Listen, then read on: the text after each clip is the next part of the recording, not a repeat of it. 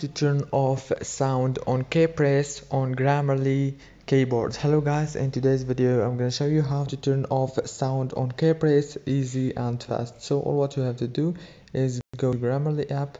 Now this is the home page, as you can see right here. Now all what you have to do is go down and click on the first option. It's keyboard customization. Click on it and now go down until you find keypress options. Now here you will find three options, and here is the sound on keypress. All what you have to do to turn it off is by clicking on it like this, and now it's turned off successfully. Don't forget to like and subscribe, and thank you so much for watching this video until the end. See you later.